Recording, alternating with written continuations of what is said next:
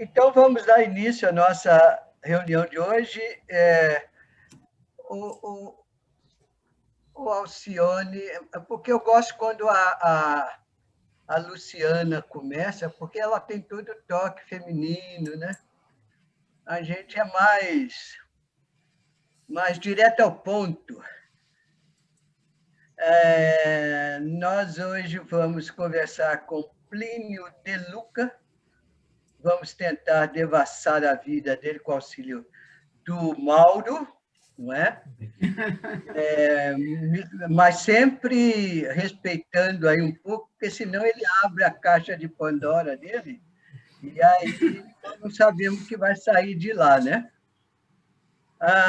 Só para registrar, o Plínio, nós conversamos rapidamente aí, um pouco antes até dessa pandemia, numa das reuniões do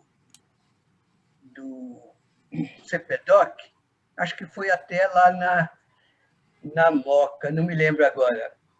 E o Plínio a gente já se conhece há um bom par de dezenas, não, Plínio? Com Desde certeza. lá de trás da USE, né? Mas eu não vi o Plínio há muitos anos, então eu tinha pouca lembrança dele. Aí, depois desse reencontro, que a gente foi conversando e as coisas foram retornando. E o Plínio me mandou, eu pedi para ele fazer um resuminho para mim sobre a participação dele, né, desde quando começou no Espiritismo, uma espécie de perfil, mas eu tive que acrescentar algumas coisas que ele começou a esconder. Então, eu descobri que ele é diretor, fundador, não é, Plínio, da Clave Marketing, é isso mesmo? Clave ou Isso. Clave? Clave Marketing. Clave, né? Desenvolvimento de mercado. Eu acho que tem lugar para ele aqui no CPDOC na área de mercado, não tem, Alcione? Não? Certamente. Sempre Mas ele é bem-vindo. diretor da USE Intermunicipal de Campinas, diretor de patrimônio. Além disso, é administrador de empresas e faz parte do Grupo Espírita Casa do Caminho de Campinas. Muito bem.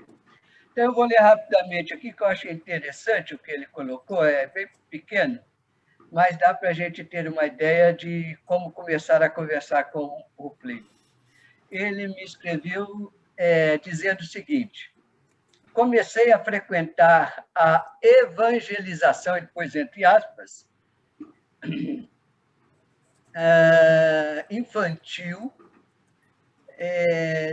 disse que nasceu num lar onde a mãe já era espírita e conduziu por um caminho que afastou aí dos laços católicos, ele, os irmãos, inclusive ele nem foi batizado, né? E outras coisas mais.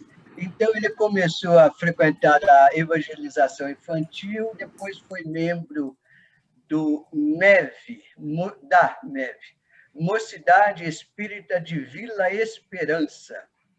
Depois de certo tempo, passei a fazer parte da Mocidade Espírita do Centro José de Aguiar, em São Paulo, e da 19ª UDI, União Distrital Espírita.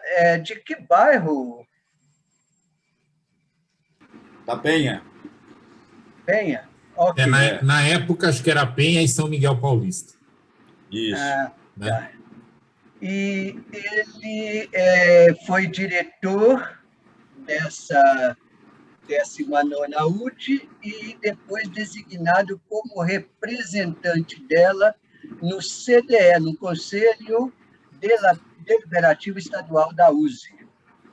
Ele fez parte também do grupo da Elaine Curti Ramazini, de saudosa lembrança, E diz: onde saímos quase todo fim de semana para alguma região do estado de São Paulo para ministrar os cursos de educação espírita infantil.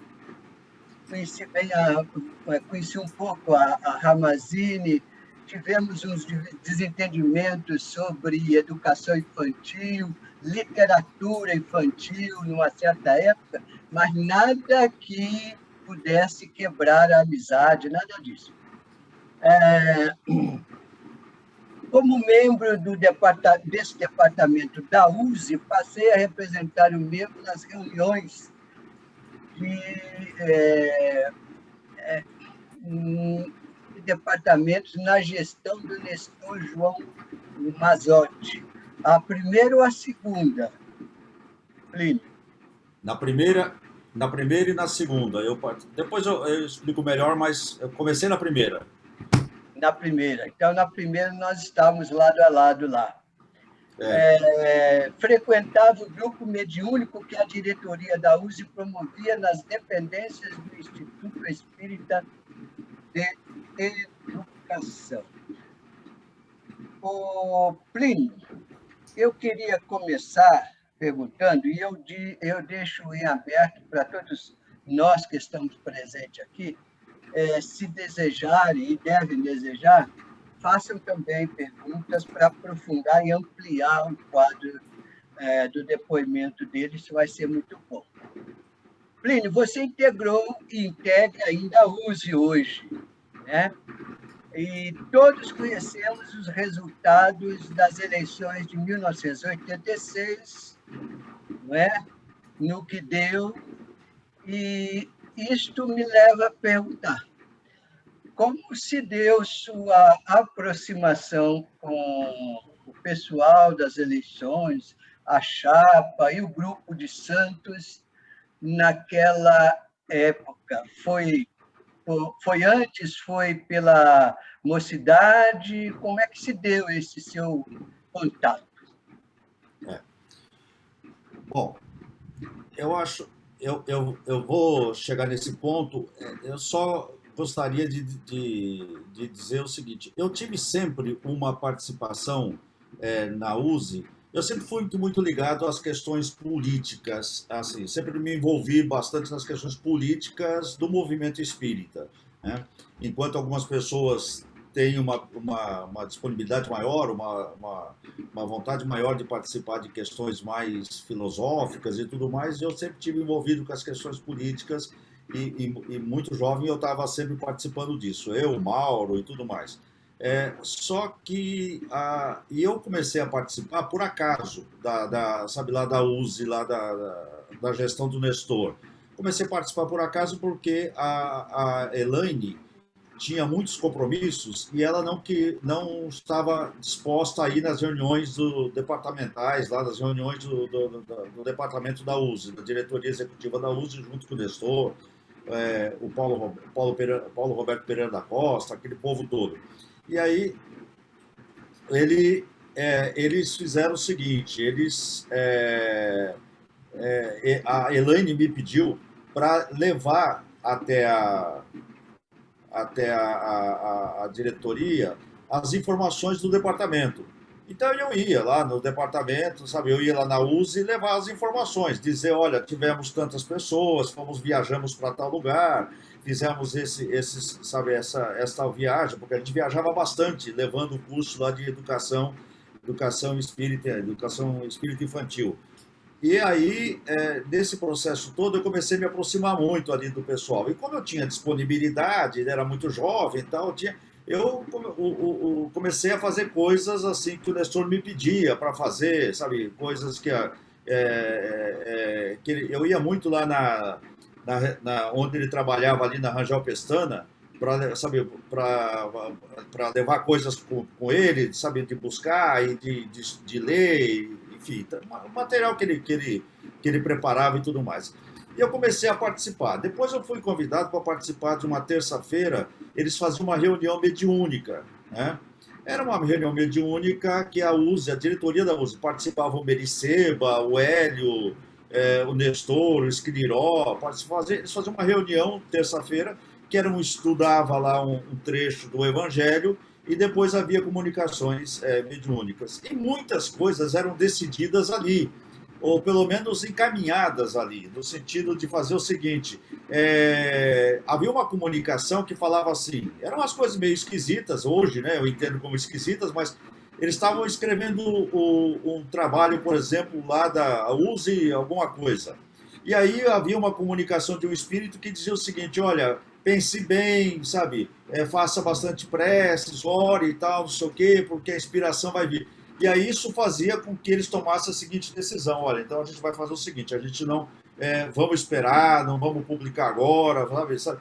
Enfim, aquelas reuniões determinavam mais ou menos os caminhos que se tomava. E como eu estava ali, eu ficava sabendo das coisas, eu acabava me inteirando dos assuntos e tal. O Nestor tinha uma característica que era o seguinte, ele decidia entre ele, o Paulo Roberto, o Meri Seba, tal, ele decidia umas coisas, tá? Por telefone e tal, eles decidiam. E a gente via que as coisas iam mais ou menos já definidas, né, para as reuniões e tudo mais, que já estavam acordadas entre eles, tal.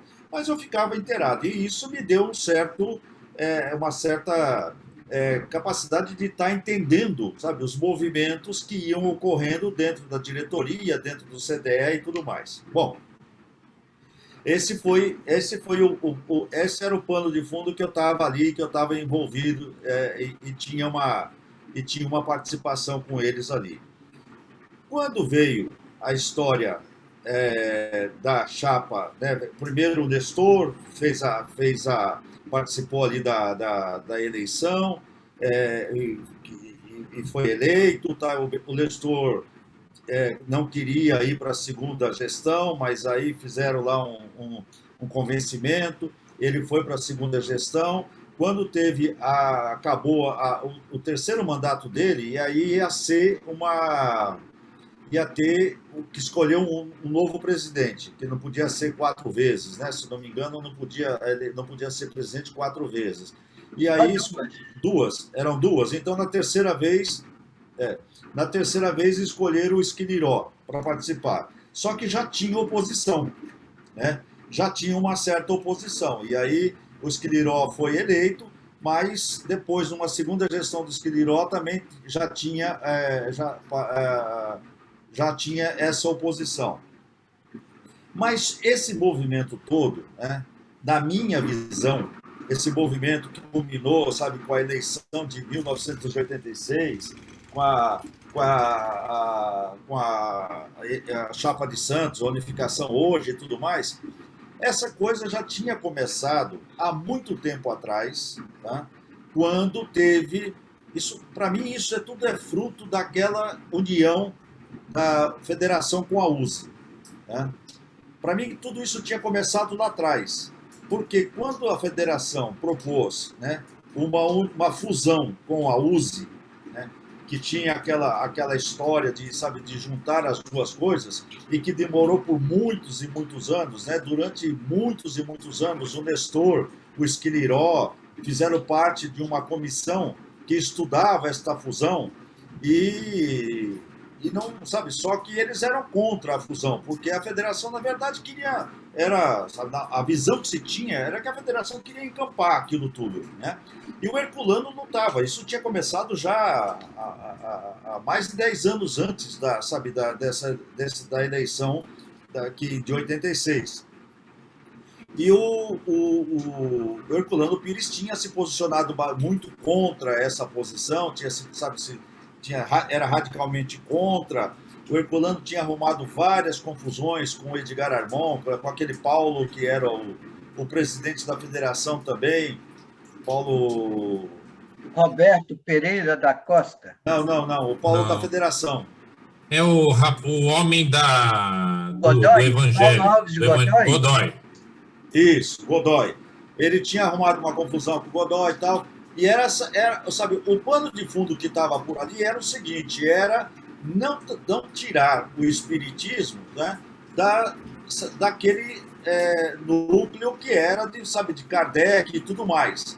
E se falava muito que a federação tinha aquela história que falava inclusive jocosamente, né, que a federação não podia mudar daquele prédio porque ali havia um canal de ligação direto com o plano espiritual, sabe? Tinha umas coisas meio esquisitas e isso tudo, sabe, provocava uma certa reação do Nestor, do Esclirói, das pessoas todas que faziam parte daquele momento ali, né? O Éder Fávaro participava também dessa comissão, o Éder Fávaro participava dessa comissão, mas ele tinha vindo pela federação, né? Como membro da federação, e depois, porque ele fazia parte do conselho da federação, e ele depois começou a ter uma interação muito grande com o Nestor e com o Esclirói. Bom, então esse processo todo, para mim, é um processo de continuidade daquele momento que havia toda aquela reação negativa com relação às mudanças que se queria fazer na USE. Bom, veio a gestão do Esclirói.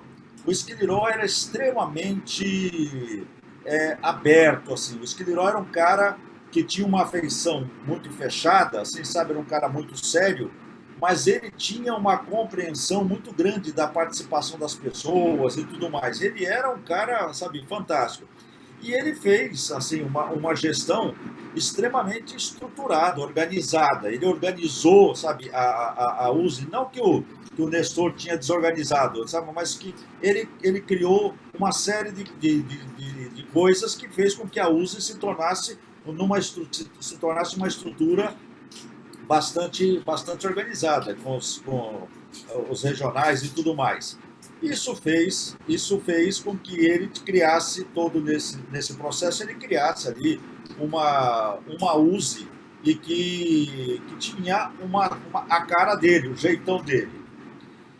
Bom, isso fez com que as pessoas começassem a achar que o Esclirói comandava a USE meio com mão de ferro, né?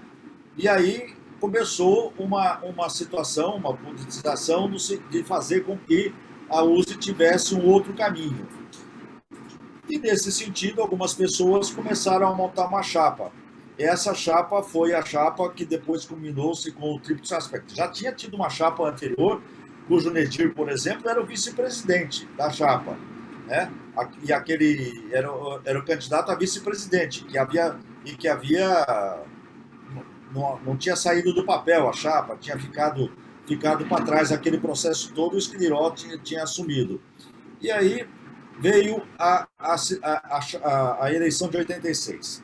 Na eleição de 86, o que aconteceu foi o seguinte: teve a chapa que era uma chapa comandada pela Marília de Castro, tá?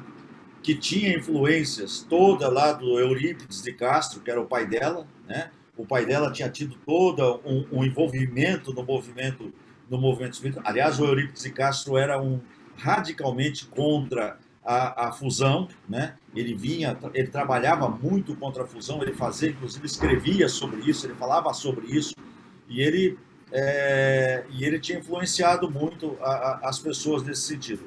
Quando veio a eleição, a Marília de Castro começou a trabalhar na organização. A Marília de Castro tinha ganho um certo destaque, porque foi a Marília de Castro que trabalhou na documentação daquele prédio que hoje é a sede da USE, lá em Santana, né? Ela tinha trabalhado junto com o Clodoaldo, que veio a ser o marido dela também. Eles tinham trabalhado muito naquilo, e aquilo, sabe, gerou uma certa reputação para a Marília, porque a Marília era muito esperta, assim, muito inteligente, e ela conseguiu capitalizar todo aquele movimento ali. Então ela tinha um certo respaldo para fazer isso.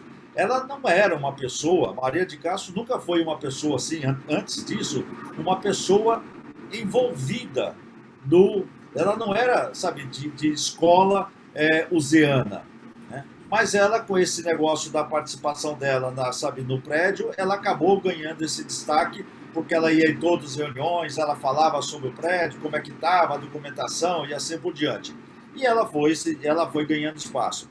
Quando eles foram, sabe, eles quiseram pegar a USE, aliás, o pai dela já tinha tentado ser candidato e, sabe, nunca tinha conseguido passar pelo crivo, sabe, os crivos iniciais ali para formar uma chapa, a Marília precisava de um candidato. E aí eles encontraram o Nedir.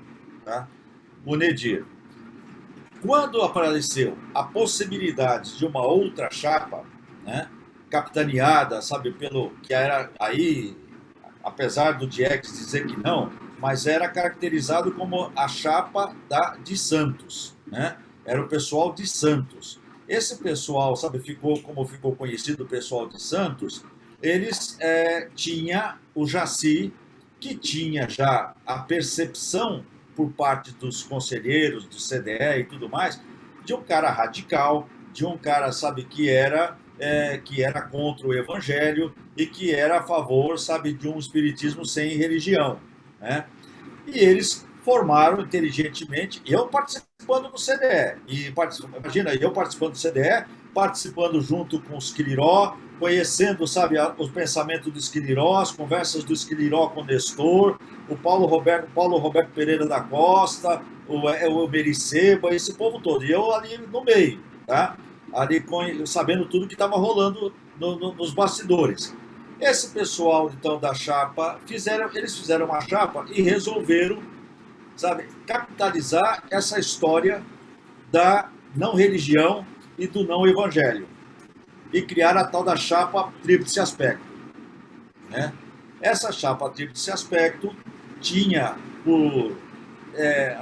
tinha como um certo entendimento por parte do Esquiliró, por parte do Nestor. Eles achavam que era um pessoal meio obscurantista, sabe? Assim, um pessoal meio esquisito e tal. E eles cometeram um erro grave, que foi o seguinte, que foi começar nas viagens, sabe, nas conversas e tudo mais, dizendo que ia mudar tudo, sabe, assim, nós vamos fazer tudo diferente, nós vamos fazer, sabe, vamos melhorar isso, melhorar aquilo, sabe, começaram, e isso pegou fundo no Nestor e no Esquiliró, porque era como dizer o seguinte, olha, nós vamos fazer uma coisa que, sabe, que estava tudo errado, né, que não funcionava. E isso pegou neles. Tá? Veio aí a chapa Unificação Hoje. A chapa Unificação Hoje cometeu um erro, que na minha visão foi um erro estratégico, sabe, fundamental naquele momento, que foi o erro de não deixar-se caracterizar como sendo uma chapa que realmente era, sabe, daquele pessoal de Santos. Tá? E como já tinha aquela aversão ao pessoal de Santos, por conta dessa história, sabe, da coisa toda, eles, sabe, ficaram com essa pecha, ou seja, é aquele pessoal radical de Santos e tudo mais. Tá? E aí também cometeram um outro erro também estratégico, que foi o de dizer, sabe, inclusive estava nos documentos deles, tal, que eles iam também fazer coisas que era, sabe, que dava a entender que iam fazer coisas diferentes daquilo que o Nestor e o Esquiliró vinham fazendo. Tá? Isso também pegou no pessoal. Tá? Pegou tanto no Esquiliró que o Esquiliró ficou magoado com essa coisa toda, porque ele achava que era, sabe, assim, que tinha feito uma gestão maravilhosa. Aí vem duas chapas, sabe, e as duas falam que vão mudar as coisas, sabe, que vão mudar, que sabe que vai ser diferente, que vão melhorar, que vão, sabe, fazer a USE realmente ser uma USE aberta para todas as pessoas participarem e tudo mais, tal. Isso pegou pesado, tá? E um erro, sabe, também da chapa da Unificação Hoje foi o de não contar com essas pessoas, porque, olha, eu posso lhe garantir o seguinte. O Nestor, tá, torcia pela chapa Unificação Hoje. O Esquiliró, mas eles não se pronunciavam. Mas, sabe, o Esquiliró torcia pela chapa Unificação Hoje. O Paulo Roberto torcia pela chapa Unificação Hoje. Várias pessoas, sabe, tinham uma certa simpatia, sabe, por, assim, eles achavam todos radicais, eles, sabe, tinham essa preocupação, mas entre o Nedir, sabe, e a chapa chamada de Santos, eles prefeririam, eles, sabe, achavam que a chapa de Santos era uma chapa mais aberta e daria, sabe, continuidade ao trabalho que eles estavam fazendo. Lembrando sempre que o Nestor já tinha pretensões febianas, né? Então ele já tinha a preocupação também de estar, sabe, com uma chapa ali, sabe, com alguém que pudesse dar respaldo, né, de São Paulo para ele. Então, esse era o movimento que tinha, tá? Esse era a situação que se tinha naquele instante. Eu sempre participei do CDE, estava no CDE. Quando teve a eleição, foi uma situação, bom, todo mundo sabe como era o clima antes da eleição, né? O clima era um clima pesado, um clima, sabe, bastante belicoso, assim, um clima de bastante ataques, inclusive ataques pessoais, tá? O Jaci foi muito atacado, o Diegues, que era um amor de pessoa, né? Tomou chumbo de tudo quanto foi lado, né? Porque lógico, ele fazia o papel dele, que era sair divulgando. O senhor Geraldo Espínola também teve um problema, porque teve gente que chegou para o senhor Geraldo e falava o seguinte: olha, como é que você está com essa gente? Tá? Que absurdo você está com essa gente que é contra o Evangelho, sabe, que é contra o Cristo, né? E o senhor Geraldo sempre foi uma pessoa que teve um trânsito assim, que tinha um bom trânsito com os dois lados, né? O senhor Geraldo era querido por todo mundo, mas ele tinha essas cobranças. E aí no dia da eleição que teve foi aquele, sabe, começou a eleição, não sei se todo mundo lembra aqui, mas começou a eleição com a discussão se o voto seria aberto ou fechado, certo? Muita gente lembra aí, estou vendo que tem muita gente balançando a cabeça, então foi discutido se o voto era aberto ou fechado. E por quê? Porque, sabe, a chapa Tríplice Aspecto queria sabe, apontar depois, assim, com o dedo, dizer, olha, fulano de tal, sabe, votou na outra chapa, esse pessoal que tá assim por diante, né? Então essa começou aí. E aí já foi um pega para capar, porque teve uma briga violenta e tal. Depois teve a história do cara que foi votar, eu nem me lembro de que UMES que ele era, mas era do interior de São Paulo lá. O cara foi votar e apareceu na hora, apareceu uma outra pessoa com uma procuração da UMES assinada, dizendo, ó, eu que sou representante, não ele. Entendeu? Amigo da Jacira, o Belon. Hã? Amigo da Jacira. Esse Belon. rapaz, ele Cidade de Jales. o sobrenome é Belon, lá de Jales, e ele vai vir falar com a gente em abril para contar a parte dele também dessa história. Maravilha. E nós, Plínio, estou super feliz com o seu depoimento, porque vai completando as lacunas dentro do nosso. A gente torcia para ser voto fechado, porque nós teríamos chance se o voto fosse fechado. Por isso foi tanta briga. Então, quando a gente viu que o voto não ia ser fechado, aí sabíamos que não íamos ter chance. Então, e foi esse processo. Como é que eu fazia parte da 19ª, né? O seu Geraldo era o representante na chapa Unificação hoje da 19ª, ele era representante da 19ª UD também, portanto, a gente já tinha fechado o voto, né? Em cima da 19ª. Tinha aí algumas pessoas lá na 19ª UD que eram meio contra, assim, mas como a gente tinha o controle da situação, a gente acabou, sabe, tirando o voto pela chapa Unificação hoje. A 4ª UD também, que era, sabe, do Éden Dutra, né? E que tinha o Ciro na chapa também, né? O Éden, inclusive, tinha um papel importante. O Éden, sabe, foi quem arrumou uma confusão junto dessa história de fusão.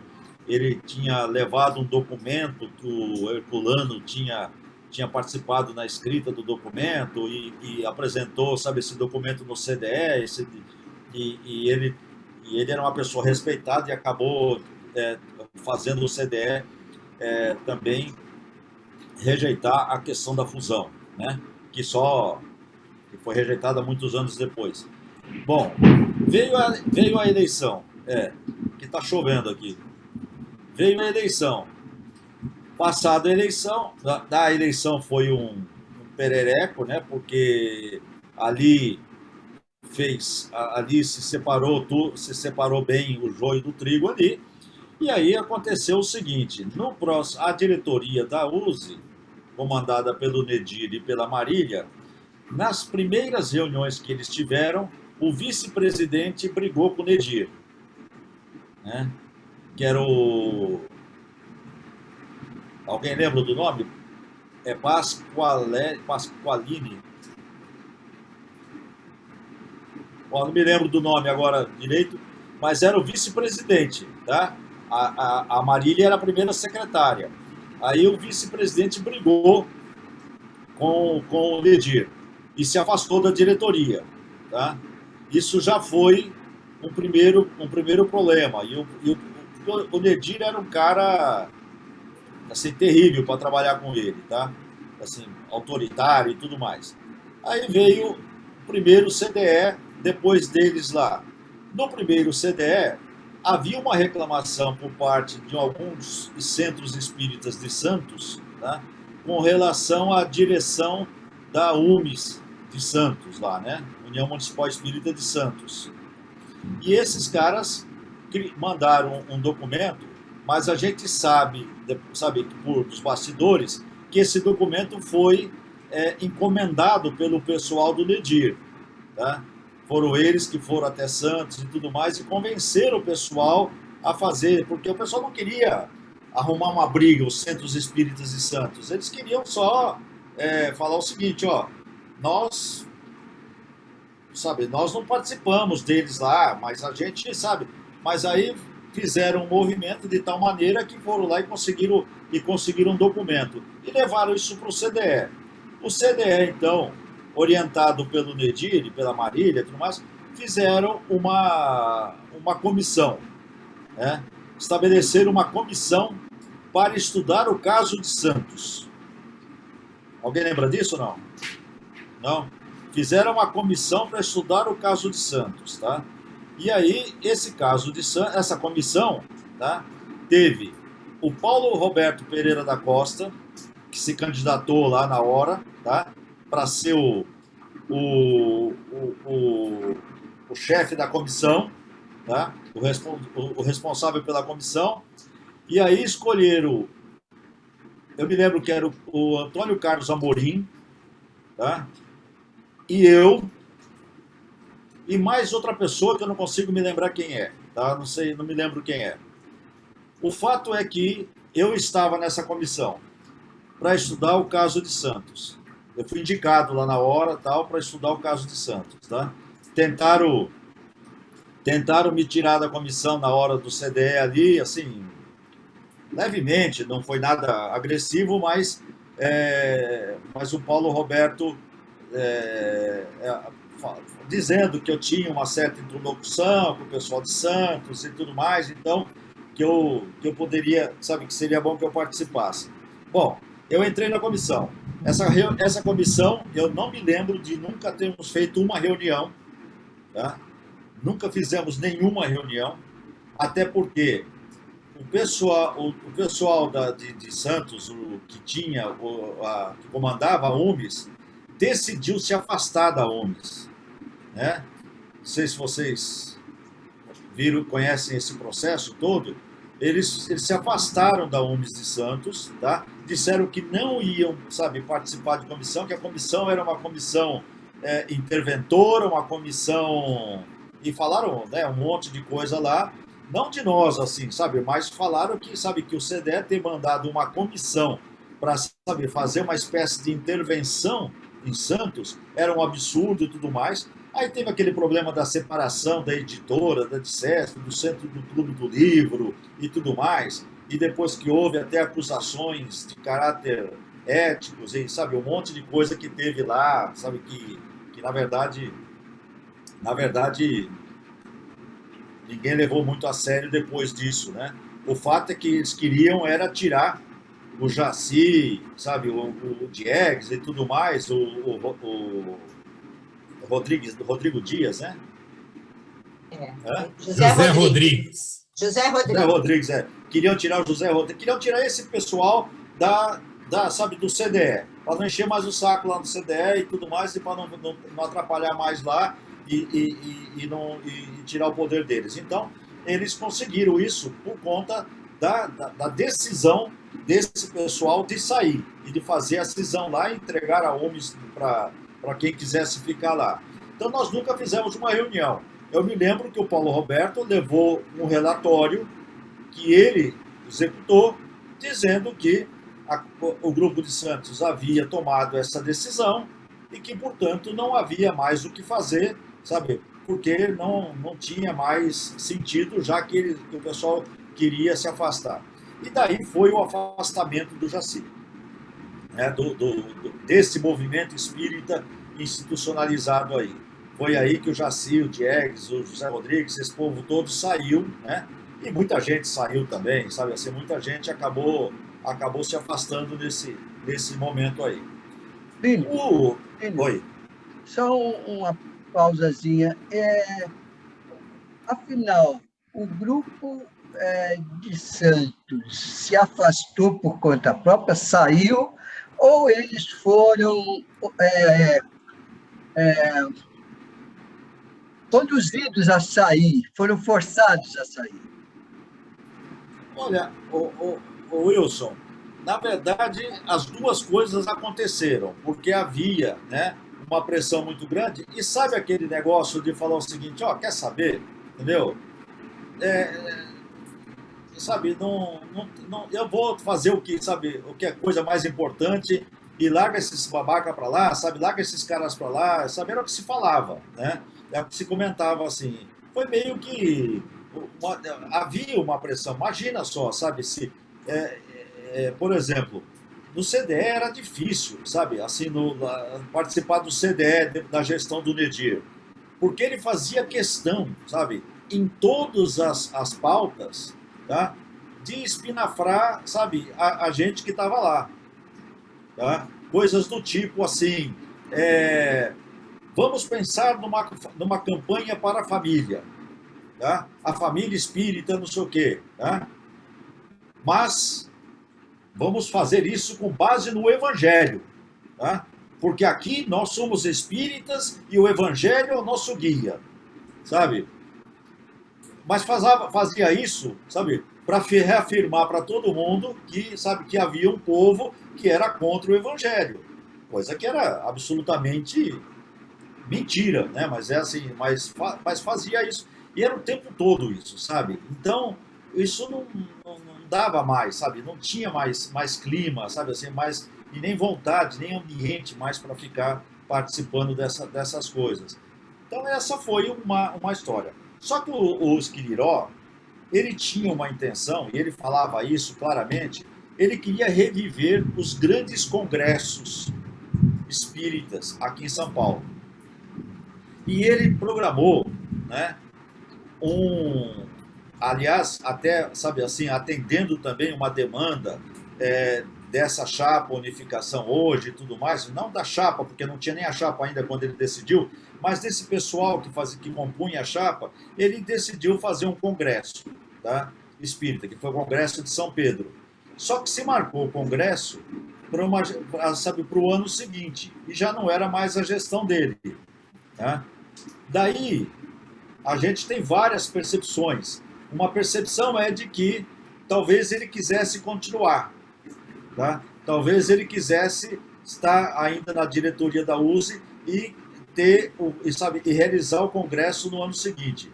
Mas quando ele percebeu que estava inviabilizado politicamente, ele decidiu não se candidatar, sair e tudo mais, mas o congresso estava marcado já para o ano de 87. E o congresso foi realizado. O Nedir, como ele tinha, sabe, o Esquiliró tinha construído o congresso todo, o Nedir não teve poder no Congresso, porque já tinha mesa diretora, já tinha comissão organizadora, já tinha tudo já estabelecido, palestrantes, tudo, sabe, hotel reservado, já tinha tudo feito.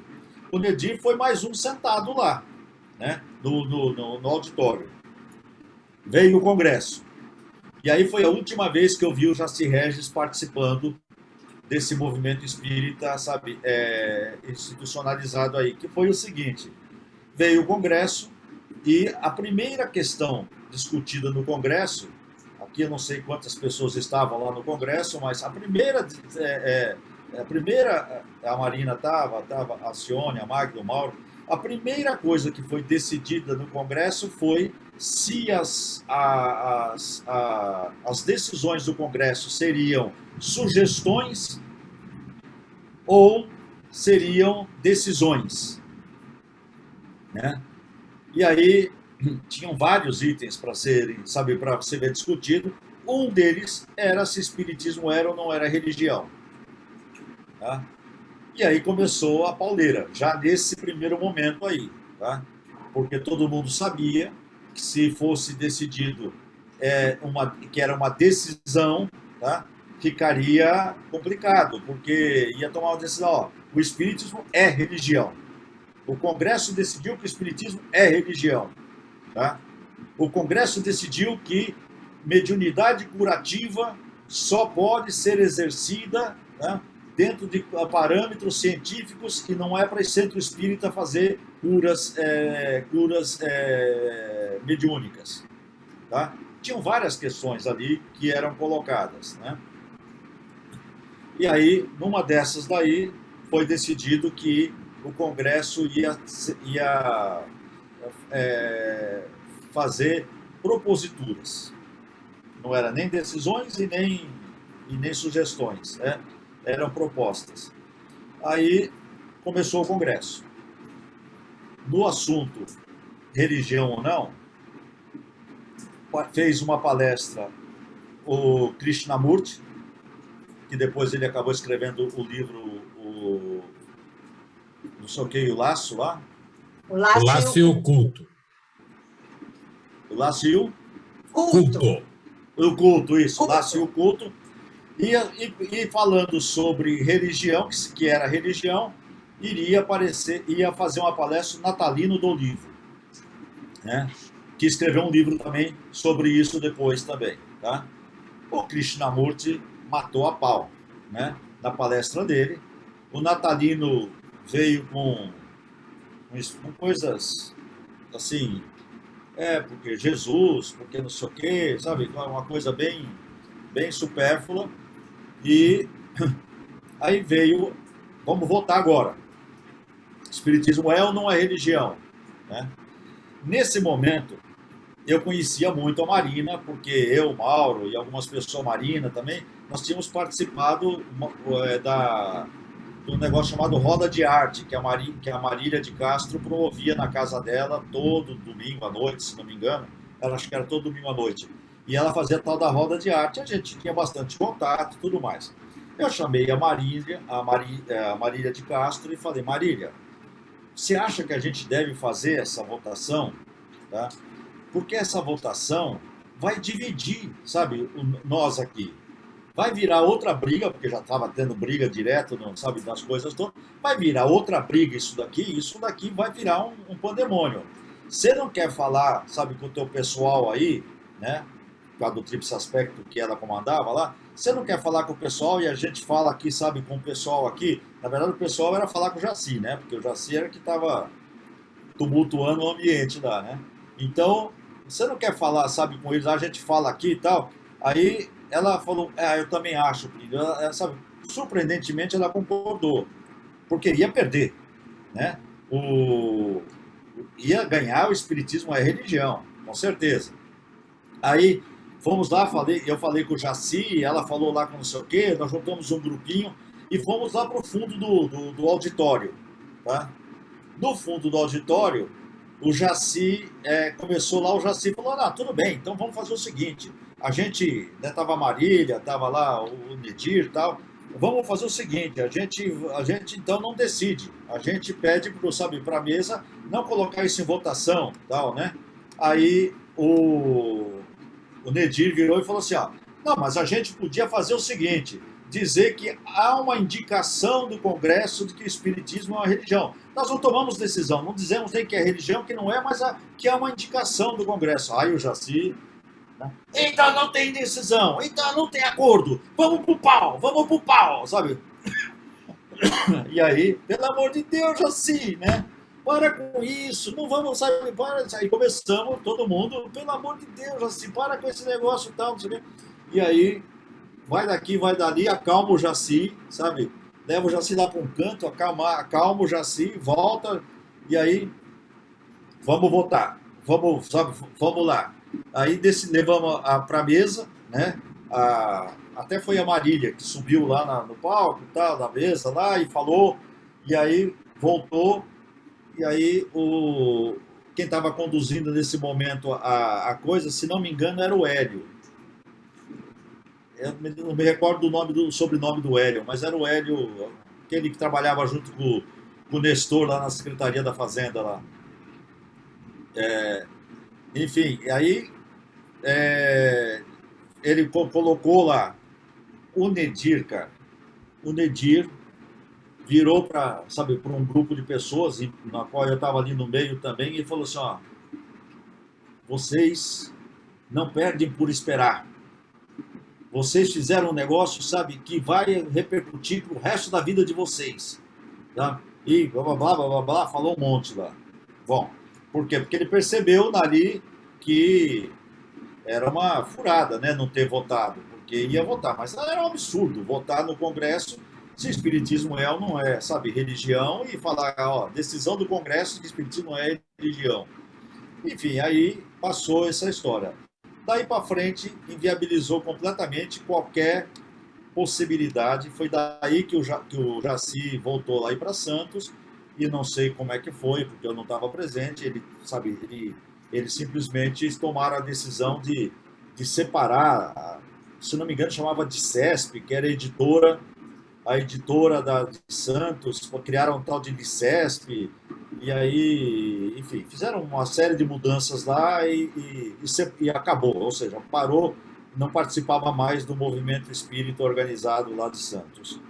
Então esse é o processo da qual eu vivi. Eu ainda tinha contato com o Esquiniró, com o Nestor, eles ficaram bastante chateados, assim, sabe, com a maneira como o Nedir estava conduzindo, né, a coisa toda, e depois foram eles que interferiram de uma maneira assim meio nos bastidores para que o Antônio César Perrin de Carvalho assumisse a presidência depois do Nedir, né, em que eles voltaram a ter o controle da situação lá. Não tanto o Esquiniró, ele ficou bem magoado e se afastou. O Esquiniró teve uma participação muito legal no INSASD, né? Nós, em 87, fizemos o INSASD. O Mauro era o diretor do INSASD, o diretor-geral do INSASD, e havia uma comissão, era eu, o Marcelo, que é irmão do Mauro, e o Rui Brasil Assis, que aliás fazia parte da chapa Unificação Hoje, era o primeiro secretário da chapa Unificação Hoje. E aí nós fizemos o INSASD, que estava às vésperas lá da Constituinte, né? E a gente tirou lá uma série de propostas daquele INSASD, algumas infantis, assim, sabe, outras mais inteligentes, tal, mas fizemos uma série de propostas e encaminhamos. Nunca deu em nada, mas pelo menos a gente fez um movimento interessante, que aquele INSASD foi marcante para as nossas vidas ali, pelo menos para mim, foi marcante por causa das discussões, da maneira como a gente se organizou. Tivemos brigas homéricas, né, na organização do INSASD, porque uns não aceitavam, outros aceitavam, outros queriam uma coisa, outros queriam outra, mas a gente acabou acabou conseguindo fazer um negócio interessante.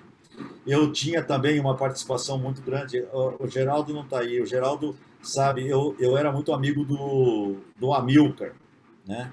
Eu participava bastante do Momento Espírita, desse programa de rádio Momento Espírita. Eu, o Amorim, o Mauro, a Suzete, nós fazíamos o Momento Espírita ao vivo, lá aos domingos. E você morou em Guarulhos, né, Plínio? E eu morava em Guarulhos. Eu fui morar, depois que eu casei, eu fui morar em Guarulhos. E aí eu fui participar da UMES, lá de Guarulhos, da União Municipal Espírita lá de Guarulhos, e frequentar o centro espírita que o Amilcar frequentava, e a gente fez uma amizade muito grande. E o Amilcar, né, ele também era favorável à chaponificação hoje. O Éder Fávaro era favorável à chaponificação hoje, tá? Havia um grupo de pessoas que eram favoráveis, mas havia também uma, assim, por isso que eu falo que houve um erro estratégico da chapa, sabe, unificação hoje, porque eles simplesmente não criaram esse arco de apoio, sabe, que era necessário para fazer isso. Porque imagina que se tivesse um Esquiniró, por exemplo, na vice-presidência, tá? Tivesse, por exemplo, um Éder Fávaro, sabe, na chapa dos departamentos e assim por diante. Mas ficou um negócio muito restrito, aquele grupo, sabe, que era ideologicamente coeso. Até porque não ia, sabe, a gente conversando e tudo mais, ninguém ia propor, sabe, o fim do evangelho, ninguém ia propor o fim da religião, ninguém ia acabar com nada disso. Mas, sabe, era só uma questão de dar um encaminhamento diferente ao que vinha sendo dado, né? E aí houve um obscurantismo desgramado na época do Nedir ali. E para azar meu, eu mudo para Campinas, azar ou sorte, não sei, ou coincidência, ou sei lá, eu mudo para Campinas e aí resolvo frequentar um centro espírita, né? E aí eu olhei aqui nas listas dos centros espíritas, tal, falei assim, esse daqui está muito perto da minha casa, tal, sabe? Eu olhei e tal, falei, eu vou frequentar esse daqui. E fui lá, sentar lá, frequentar, comecei a sentar. Para ser trabalhador aqui da casa tem que fazer o curso do GED, que eles chamam, de ensino da doutrina espírita. Aí eu, beleza, né? Fui lá, fiz o curso e tal, ia toda sexta-feira, fazia o curso e tal, porque ser trabalhador tinha que fazer o tal do curso, beleza.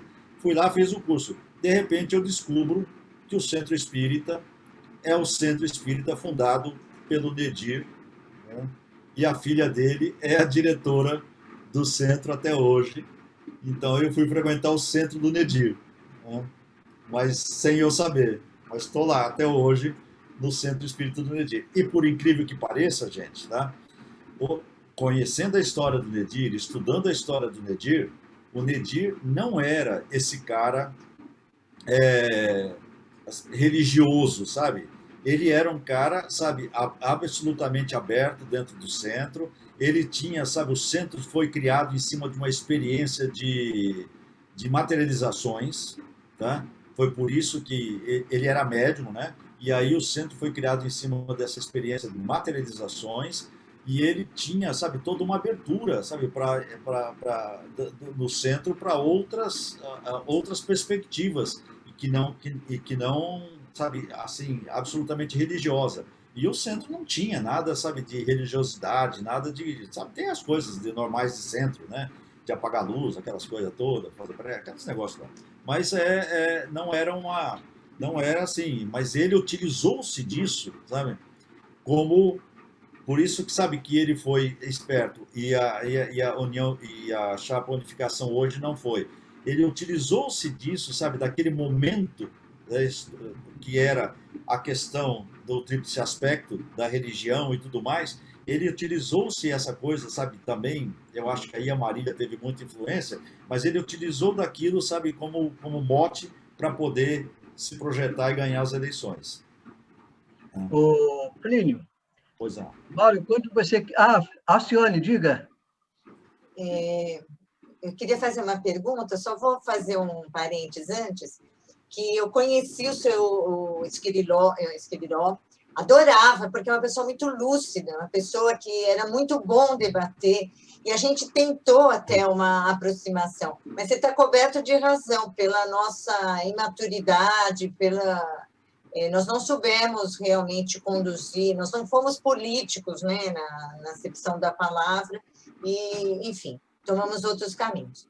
Mas o que eu queria te perguntar era o seguinte, eu me lembro de ter participado, eu não sei se era esse o nome, mas seria como se fosse um SASD, que a gente fez lá na Quarta URD, até fui no Centro Paulo de Araújo, que o Ciro frequentava, e a gente almoçou, passou o dia lá, eu acho que era um pré-ensaio. Estou certa, tiveram outros? Como é que foi essa estrutura do ensaio? Eu não me lembro desse evento, Alcione, mas eu não me lembro de ter participado de nada antes. Nós viemos da experiência de Santos, tá? Do ensaio que havia tido em Santos, não é isso? E aí nós decidimos fazer um ensaio, que era discutir questões sociais e tudo mais, e como nós estávamos às vésperas da Constituinte, a gente resolveu adotar a Constituinte como sendo o eixo do INSASE. Né? Pegamos, inclusive, os tópicos da Constituinte e tal, que estavam sendo discutidos no Congresso. Eu não me lembro desse evento. Eu, honestamente, não me lembro. Fala, Mauro. Liga o microfone, Mauro. Bom, Plínio, muito bom ver você contando essas histórias. Algumas são até inéditas para mim, aí, algumas que você conta sobre os bastidores, né, da USE. Muito bacana. Eu queria ouvi-lo sobre aquele processo de pós-eleição que tivemos na USE. Eu até queria comentar que eu mesmo participei do CDE, creio que umas 2 vezes, pelo menos, depois que tivemos a eleição, antes de cair a minha ficha de que o meu lugar não era mais ali. Você comentou sobre a questão da intervenção em Santos, né? Até reforçando, foi um momento muito triste, né? Porque o pessoal queria tomar conta da livraria. A livraria era vinculada institucionalmente a UMES de Santos, né? E todo mundo sabe que a livraria era praticamente sustentada pelo Jaci, né? Que era uma coisa até imoral que eles estavam fazendo.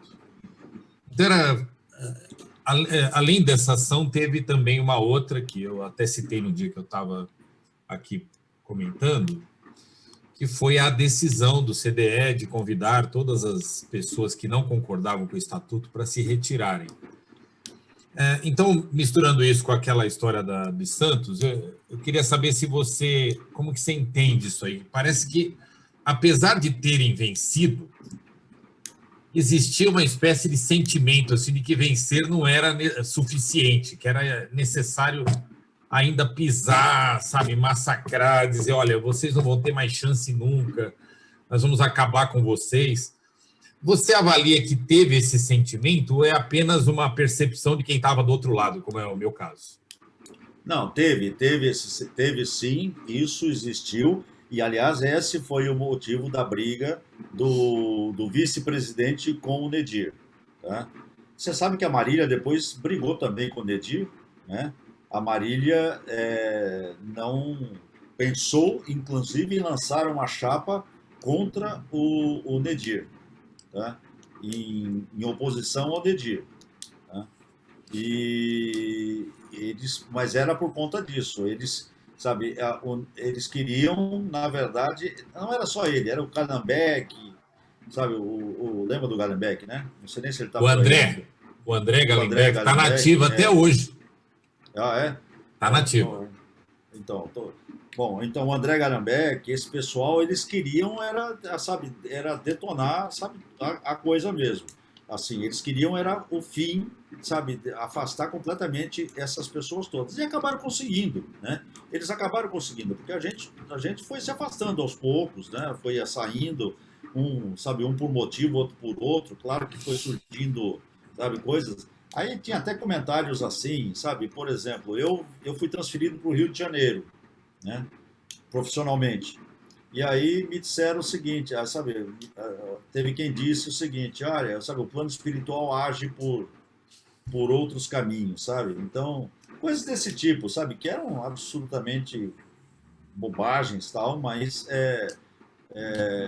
isso acontecia, mas aconteceu sim. Não era um negócio, não. Eles queriam, tanto é que em toda vez que era possível, eles colocavam alguma coisa, sabe, para espetar, para espetar. Essa questão de botar todo mundo para fora, quem não concordasse, esse negócio, sabe, de que só faltou um dia eles pedirem para fazer o seguinte: olha, quem não souber aqui, sabe, alguma coisa do evangelho tem que sair fora, sabe? Alguma coisa desse tipo, mas foi nesse sentido, sim. Marina, Oi, Plínio, tudo bom? Oi, tudo, Maria. Primeiro, parabéns pela memória, viu? Impressionante. Impressionante a memória Realmente, de vocês, impressionante. impressionante. Na verdade, na minha cabeça não ficou muita coisa. Eu só vou arriscar falar algumas coisas que, na verdade, eu não sei se eu ficaria nessa avaliação de ser apenas erros estratégicos. Porque eu e o Mauro chegamos, e algumas outras pessoas, nós fizemos campanhas porta a porta nos centros espíritas. Eu lembro que teve domingos que nós saímos e percorremos de Campinas até Lins, passando por mais de meia dúzia de uniões, lá não eram uniões distritais, uniões municipais, né? Em São Paulo também nós andamos. O Ranço já vinha dizendo... Eu trabalhei com o Esquiliró no Banco Bamerindos do Brasil 15 anos. Conheço o Esquiliró como pessoa. Ele era uma pessoa extremamente meiga, mas ele não aderiu. Eu não sinto. Eu estou falando uma questão de sentimento, sabe? Eu não sinto que ele aderiria a nós. Eu não sinto isso. Eu sinto que ele gostava muito da gente. Eu sinto que ele tinha uma afeição muito grande por todos nós, né? Eu, por ter trabalhado com ele, o Mauro, você, ele tinha essa afeição. Mas eu não sinto que foi um erro estratégico, não. Eles nos olhavam antes, já estava, mesmo quando nós íamos fazer a campanha, era tudo eles já tinham todos, porque falávamos nós e falávamos o pessoal deles no mesmo dia, era uma coisa horrível. No mesmo dia, na mesma campanha, porque não dava tempo, então aconteceu que as duas chapas percorreram São Paulo afora, fazendo a divulgação.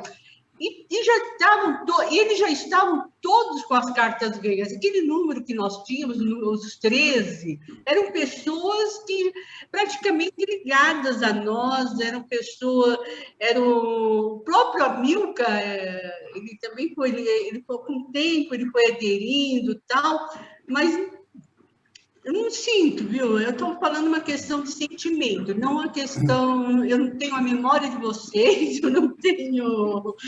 Mas o que eu senti na época foi um período... Você tem razão. E que nós já entramos já perdendo.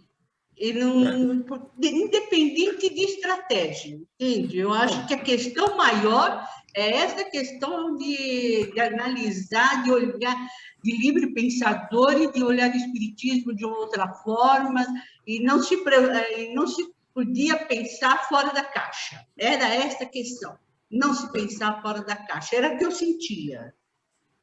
Não, você tem razão, só que isso tudo era gerado, sabe assim, ó, primeiro, se não tivesse sido caracterizado como deixado se caracterizar como um grupo de santos, tá? Porque é o seguinte, Marina, olha, quando você participou de uma eleição, mesmo que você saiba, tipo o PSOL, por exemplo, né? Mesmo que você sabe que você vai entrar na eleição e vai perder, você entra no seguinte, você entra para marcar posição, tá? Mas você depois continua, tá? Você fica fazendo oposição, fica presente, você fica participando, você fica lá marcando posição, tá? Ou você entra, sabe, assim, para... O que aconteceu, tá? o que mais chateou, sabe, assim, naquele momento, eu realmente também fiquei, sabe, assim, chateado não, mas assim, fiquei triste, foi o seguinte, criou-se a chapa unificação hoje, tá? Que era meio que puro sangue, né? Era uma chapa meio puro sangue. Se era para fazer uma chapa puro sangue, por que não ter ficado, sabe, no CDE, ter, sabe, insistido, ter tomado paulada, mas ficado, entendeu? Ficado e tudo mais. Por quê? Porque uma hora, sabe, o Nedir ia se esgotar, como se esgotou, tá? E aí veio o Perry, tá? Mas o que aconteceu foi o seguinte, foi um negócio meio voluntarioso, ou seja, entrou na eleição, perdeu, tá? E aí todo mundo desistiu, todo mundo caiu fora, sabe? Todo mundo se mandou. Então, esse foi para mim, foi o problema. Então, esse que foi o erro estratégico. Se você quisesse fazer uma chapa para ganhar, tá? Então teria que, sabe, que descaracterizar de Santos, fazer acordo, sabe, tentar chamar outras pessoas, mesmo que não saísse a chapa, sabe, mas fazer, sabe, criar um movimento para a próxima eleição. Agora, se era só para fazer puro sangue, sabe, tipo, pessoal, para fazer, sabe, para marcar posição, então vamos continuar, sabe, marcando posição, ficando lá, porque uma hora o Nedir ia se esgotar. Tá? Como se esgotou. Ele acabou brigando com toda a diretoria e ninguém nem queria ele mais, sabe, na última gestão dele. Mas foi isso. Agora, claro, que também é fácil falar agora, né? Engenheiro de obra pronta, sabe, de falar, né, agora, analisando aquele momento, sabe, é fácil falar, mas é duro também era viver. Por exemplo, eu compreendo o Mauro, né, e eu também, né, assim, de falar, chegar uma hora e falar assim, ó, esse negócio aqui, esse não é mais o meu lugar, tá? Esses caras aqui não me merecem mais, isso aqui é um saco, isso daqui, sabe, não vai para lugar nenhum. Eu entendo, tá? Mas, né, ficou esse ranço obscurantista aí. Peraí, Mauro, peraí. Tem a Delma. A Delma pediu para falar. E tem o Jailson que pediram palavra. Tá. Posso falar? Pode. Então, eu fiz parte da chapa Tríplice Aspecto, mas eu não conhecia nada da USE. Essa época eu não frequentava a USE. Eu era da USE Pirituba e um dia me chamaram lá para uma reunião, o José Domingos, lá de Pirituba, e o Milton Filipelli, e eles levaram o Nedir lá em Pirituba. E aí eles disseram que estavam precisando de uma pessoa para a secretaria da chapa do Nedir. E aí eu entrei de gaiata, né? Mas eu não conhecia, não sabia nada dessa chapa, dessa rivalidade, dessa outra chapa, do pessoal de Santos. Eu não conhecia ninguém, não conhecia Jaci, não conhecia Diegues, nem cheguei a conhecer, não conhecia ninguém. E aí entrei. E aí fica na diretoria do Nedir. Ele chegou a fazer um mandato total, porque depois eu fiquei com o César e depois com o Atílio Campanini. Dois mandatos o Nedir cumpriu. Mas eu não me lembro de você estar na chapa do Nedir, Odelma. Eu me lembro de você estar na chapa do César e Perry de Carvalho e do Atílio Campanini. Então, mas eu lembro que eu estava na chapa do Nedir. Eles foram lá me convidar e eu não sei, porque eu lembro muito pouco. Participei, não lembro assim das reuniões com o Nedir. Eu lembro de muito pouca reunião com o Nedir. Pela ordem, é o Jailson, é? Jailson? Não, sou eu. Então, você falando, Plínio, me lembro, porque eu estava vivendo um movimento jovem nessa época, né?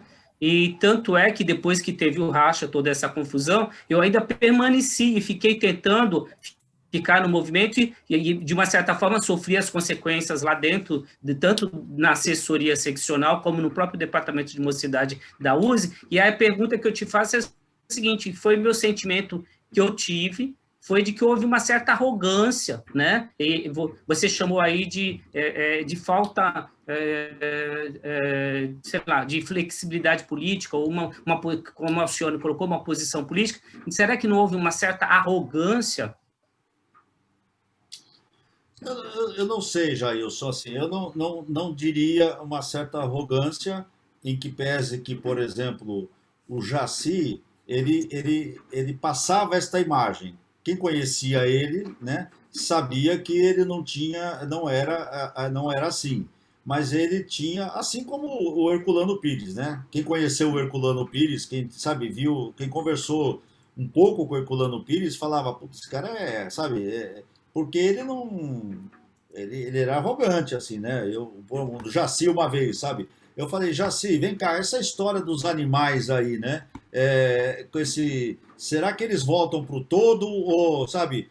Mas era porque estava no meio de uma conversa lá, tal, não sei o quê, e eu falei desse jeito. O Jaci virou para mim e falou assim, ó, nem abre a boca, porque esse negócio é panteísta, tá? Você, sabe, vem com essa começa, daqui a pouco você já vai, sabe, ele era assim, tá? Mas agora você sabe que você, falando com ele e tal, ele não era, sabe, não era desse jeito, era uma outra pessoa. O Herculano era desse jeito, sabe?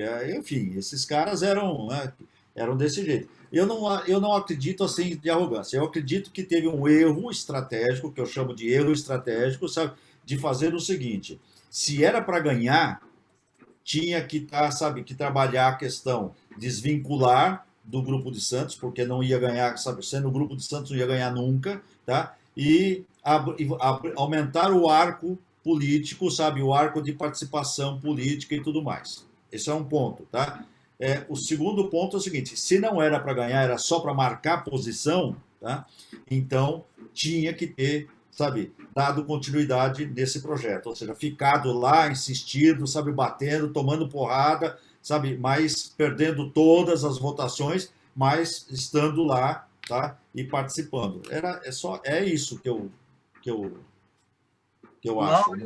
Mas, como eu disse, é muito fácil falar hoje disso, né? Assim, é muito fácil falar agora disso. Agora, passando raiva lá, sabe, no negócio lá, era difícil aguentar. Ter estômago mesmo para aguentar. Mauro e depois o Saulo.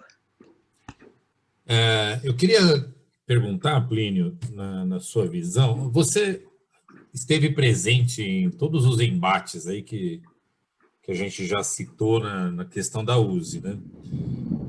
Teve alguns que você não citou aí. Eu queria saber se você vê um elo entre esses embates, que eu particularmente vejo, é como se fosse uma coisa assim que vai progredindo, né?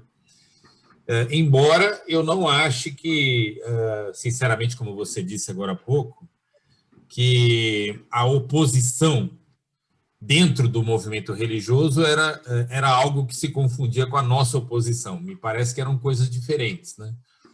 Mas, de qualquer maneira, teve alguns embates. Por exemplo, a questão da infância espírita, né, que é aquela questão de ser evangelização ou não, que eu particularmente considero que foi um embate importante dentro da USE.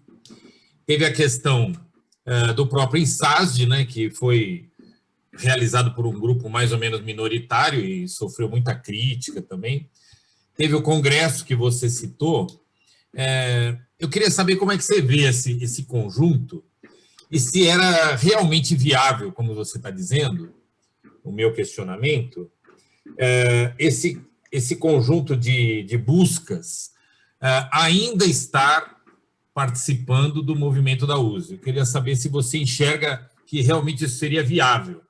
Ou o que aconteceu era aquilo que tinha que acontecer mesmo, eram coisas realmente diferentes, cada uma tinha que seguir o seu rumo. Então, Mauro, mas você vê, é o seguinte, olha como é interessante, né? Dentro da FEB, tá? A USE é vista como esquerda, tá? Assim como meio, sabe, revolucionária, como não aceitando as coisas, assim, sabe, e assim por diante, né? Enfim, agora, mas a USE está lá, tá? Tomando porrada sempre, né? De vez em quando ganha uma, que é essa história aí sabe, de tirar o Mustang da coisa que o Nestor nunca nem tentou, nunca nem tentou, sabe, tirar o Mustang do estatuto Do lá Estatuto da FEB. do estatuto da FEB, tá? Mas enfim, se é possível ou não, sabe, eu não sei te dizer. Eu sei que eu pessoalmente, sabe, prefiro estar hoje, sabe, com vocês, assim, sabe, participando de um CPDOC, sabe, amanhã depois, sabe, participando da CEPA, participando de, sabe, que me afino mais, sabe, do que estar hoje no movimento. Eu sou diretor de patrimônio aqui do negócio da USE, foi por conta de uma coisa só. Tinha uma banca do livro aqui, no centro de Campinas, né, que dava prejuízo.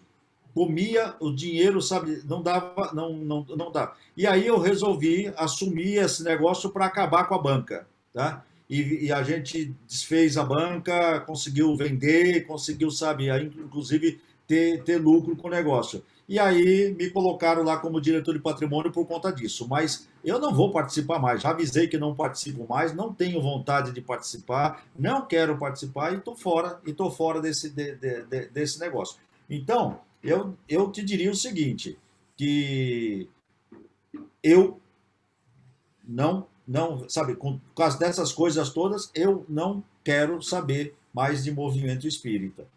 Agora, eu acho que alguém precisa querer fazer alguma coisa, sabe? Porque é o seguinte, ver coisas, sabe, acontecerem do jeito que acontecem às vezes, sabe, dentro do movimento espírita, é terrível. Por exemplo, quer ver um caso só? Congresso. O Wilson vai ser convidado lá para falar no Congresso, Wilson, ou não? Não. Congresso da USE? Não, né? Não, Congresso da USE, tá? Que era para ter sido aqui em Atibaia e tudo mais, e por causa da pandemia foi adiado. Esse congresso da USE, sabe, é um absurdo, tá? É um absurdo, sabe, esse congresso da USE. Você vê, sabe, então, acho que alguém precisava ter vontade, sabe, política, de participar dessas coisas para mudar. Eu não entendi, absurdo como? Qual é a diferença? Não, é um congresso que, sabe, que é um congresso, primeiro, que é um caça-níquel, né? Que é só para, sabe, só para fazer dinheiro, sabe? Segundo, que tem um problema dos convidados todos, né? Os convidados que participam desse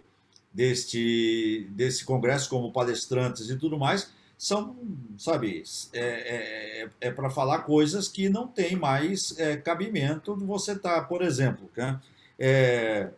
Vai ser falado no Congresso, era para ser falado no Congresso do livro que o Haroldo lançou, né? Que é um livro claramente, né, focado na nova disposição dele de ganhar a vida vendendo, sabe, vendendo consultoria aí, sabe, esses negócios para empresa e tudo mais. Vai falar o nosso amigo lá lá do Nordeste, lá, o Klinger, tá? Que também, claramente, sabe, está fazendo um trabalho nesse sentido, né?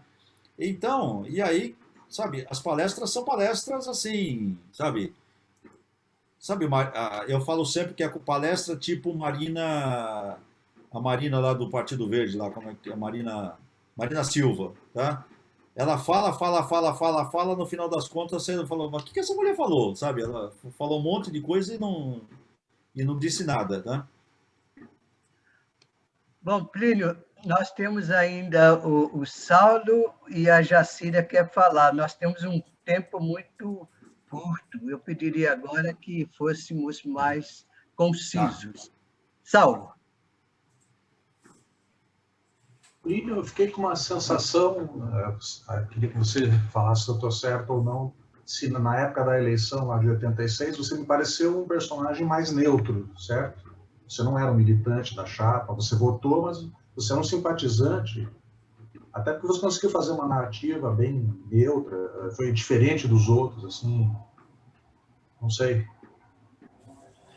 Eu não fui membro da chapa, até porque eu tinha um contato muito grande com a diretoria, sabe, da USE, sabe, do Esquilirói e tudo mais. Eu tinha um contato com essa gente e eu não sei, também não fui assim, também não fui convidado, mas não é que eu tenha recusado, não. É que o momento ali também ia ser mais um erro, sabe? Também se eu fosse e estivesse na chapa, porque seria mais, sabe, mais alguém sabe, caracterizado. Já tinha o seu Geraldo, da 19ª, né? Eu participava da 19ª, então não ia ter um ganho, sabe, político. Ia ser mais um para ser rejeitado, porque eu realmente eu não era bem visto pelo pessoal do Tríplice Aspecto lá, dos outros todos que votaram no Tríplice Aspecto, né? Da Penha Mas tinha o Amâncio, não sei se você se lembra, Plínio, tinha também o Amâncio, Prestupa. Tinha o Amâncio. Enfim, eu não ia contribuir, tá? Não ia contribuir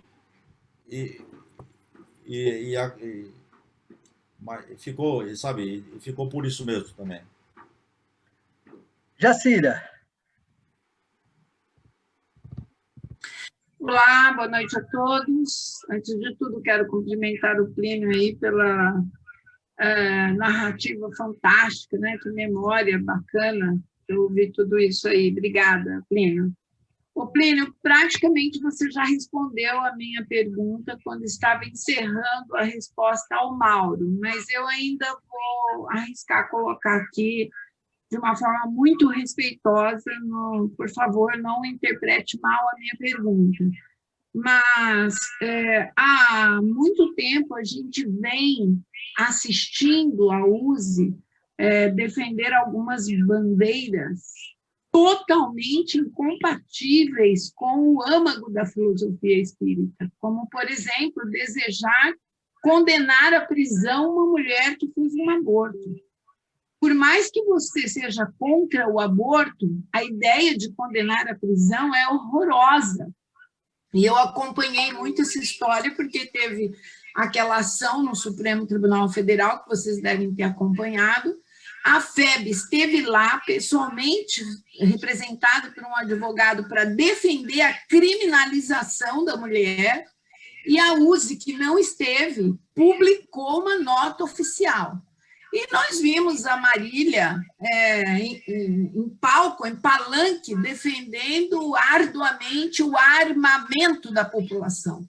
Então, me desculpe perguntar isso, mas como que uma pessoa como você, que a gente sabe que tem uma afinidade absurda com as nossas ideias e está há tantos anos militando pelo espiritismo genuíno que a gente conheceu na sua essência, enxerga isso numa instituição da qual você fez parte, ou faz ainda, claro que já se despedindo, mas como é que é isso para você, participar disso? Desculpa perguntar isso, mas é uma curiosidade que me vem.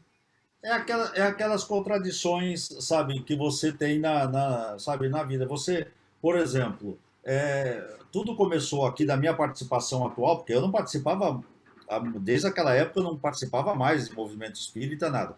Aí chega o seguinte, chega uma nota no centro dizendo o seguinte, que nós precisávamos, que todos os centros precisavam ajudar, sabe, pagar a dívida da banca, porque tinha, sabe, a banca estava com uma dívida de 18 mil reais, tá? Imagina, aí os centros, cada um tinha que dar lá, sabe, fizeram uma tabela lá, que pelo tamanho do centro, que cada um tinha que dar um dinheiro lá, tá?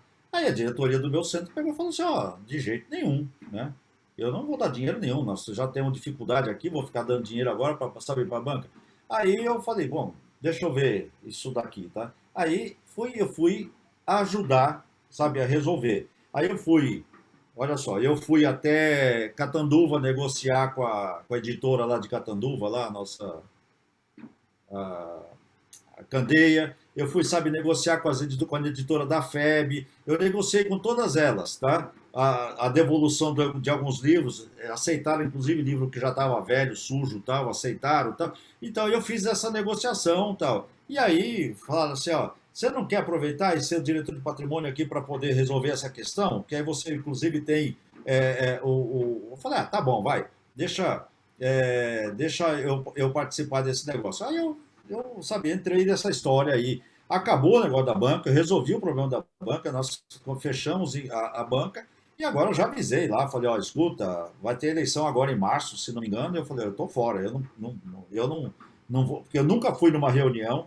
de diretor, nunca, sabe, fui nada, eu nunca aparecia, só resolvi esse problema da banca e pronto, né? E eu não vou mais participar, sabe, não vou em congresso de uso, eu não quero mais saber dessa coisa toda aí, esse negócio chato. Ô, Plínio, só para te lembrar, o Jailson colocou aqui, não sei se você viu no chat, no dia 6 e 7 de dezembro de 1986, teve uma prévia do segundo INSASD, que foi realizado no centro que eu te falei, né, que era o Paulo de Araújo, na Quarta Última. Eu não me lembrava disso, não tinha essa, nem o Mauro também não, né? Eu não me lembrava, desculpa, mas dessa eu comi bola, então. Então, por isso que nós estamos aqui, a gente vai juntando as peças. Muito bem, gente, nós estamos chegando ao fim, eu preciso fazer só umas... Desculpa, Wilson, acho que é legal a questão que o Saulo levantou para o Plínio, acho que é interessante citar. Ah, tá. Rapidamente, Plínio, o Saulo quer saber como é que você se aproximou do CPDOC. Do CPDOC? É. Eu sempre acompanhei o CPDOC, sabe? Sempre acompanhei a CEPA pelos jornais e tudo mais, né? Eu sempre recebi o lá do Rio Grande do Sul e tudo mais, né? Eu nunca tive a oportunidade de participar da CEPA, por uma questão profissional. Eu sempre viajei muito.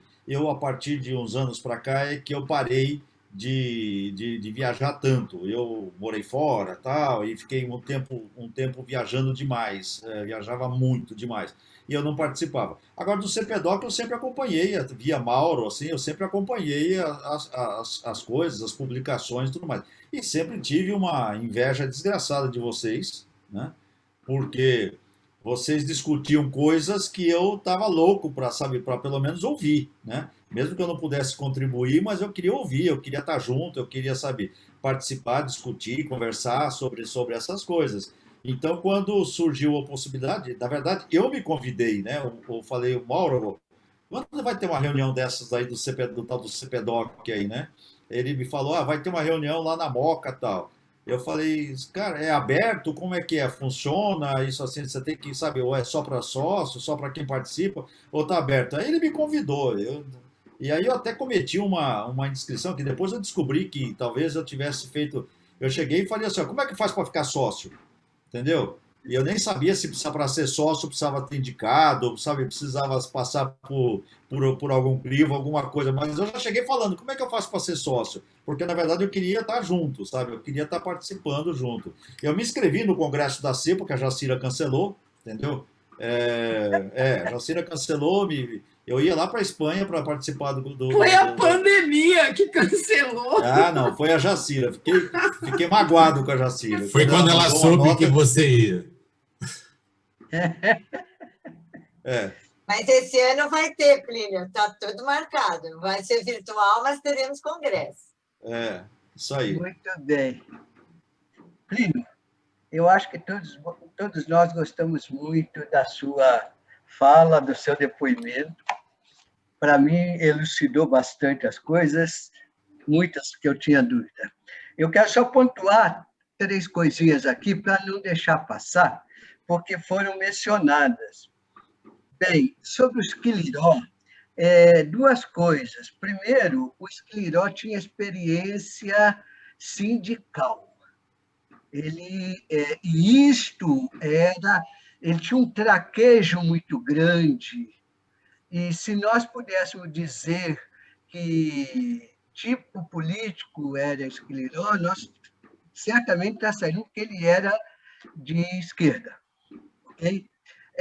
E ele foi responsável pela organização da USE, porque quando a USE, naqueles bons tempos, era mais um movimento, não tinha nem patrimônio, foi ele que criou todo o arquivo, foi ele que abriu para relacionar centros, pessoas no estado inteiro. Então, quando ele foi levado à presidência, ele já tinha uma presença, participação muito grande na USE. Ele me deu uma das melhores entrevistas que uma liderança espírita me houvera dado. Ele me recebeu na casa dele e deu um depoimento imenso e objetivo. Quando você pergunta temas muito cruciais para certas lideranças, eles começam a fazer um desvio grande. Ele era pontual, objetivo e dava a opinião dele. Bom, muito bem. Você citou Eurípides de Castro e Marília, a filha dele.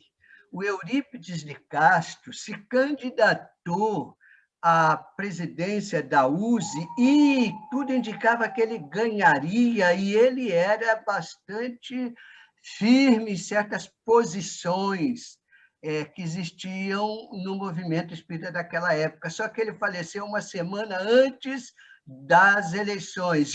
E o Nestor foi aqueles que eles encontraram para concorrer nesta eleição, por isso ele se tornou presidente da USE. Ele não estava nem no cardápio da época. Então, seria esses dois registros que eu queria fazer, esses três, para a gente deixar finalizar essa nossa noite aqui. Eu pediria a Luciana, vamos trabalhar, querida. Tá bom. O que temos que dizer agora e qual será o nosso próximo entrevistado? Merece aplauso, nosso amigo. Sem dúvida. Sim. Muito legal, muito obrigada. Bom, pessoal, obrigado, Plínio, foi ótima a sua exposição, realmente muito boa. Eu vou colocar aqui, pessoal, porque a gente vai ter a primeira reunião do CPDOC, a primeira reunião desse ano, e todos estão convidados, quem quiser comparecer. Então, vai ser no sábado que vem, das 15 às 19 horas. E o que acontece? Se na primeira apresentação de trabalho, quem não recebeu, se for comparecer e quiser receber o trabalho, é só falar comigo, que aí eu mando. E lembrando o seguinte, a gente vai ter, sobre a coordenação do Saulo, também semana que vem, no sábado, essa entrevista com esses 3 coletivos espíritas. Eu vou estar divulgando esse final de semana. E assim, a pessoa pode vir para o evento todo, para a reunião toda, ou pode vir só para essa, aí fica à vontade. Os associados não, tem que vir para tudo. Esses são requisitados pela inteira. Então, é isso, deixa eu encerrar aqui. Então, para dar esse recadinho, eu acho que era isso, a gente vai ter... Eu quero só dar um recadinho, nosso próximo palestrante vai ser no dia 26 de março, é o John, que vai falar para a gente da parte da CEPA e desse movimento. Então, também estará imperdível no mesmo horário, às 18 horas. Muito bom. Então, vai tá ser certinho. Essa do John, né? Mais alguma coisa, Lu? Não, é isso mesmo, olha... Agradeço. Em breve, essa entrevista vai estar no site do CPDOC, vai estar no YouTube. Aguardo do Mauro, a dele, vou cobrar até em público, porque aí eu tenho inúmeras testemunhas aqui. Então, mas está certinho. E até a próxima, até a reunião no sábado que vem, e depois até a próxima do John Aspuro. Boa noite a todos. Parabéns para todos, mas um agradecimento grande ao Plínio, o nosso novo CPDOCiano. Não se preocupe, viu, Plínio, de você não ter feito o acesso direito. Se a gente não tivesse gostado de você, a gente já tinha te tirado. Isso é pedófilo. Isso aí. Tá bom, minha gente. Muito obrigado, gente. Obrigado. Obrigado um abraço para vocês todos. Tchau, gente. Obrigada. Tchau. Valeu. Tchau, tchau. Tchau. Obrigada, Delma. Legal a sua participação.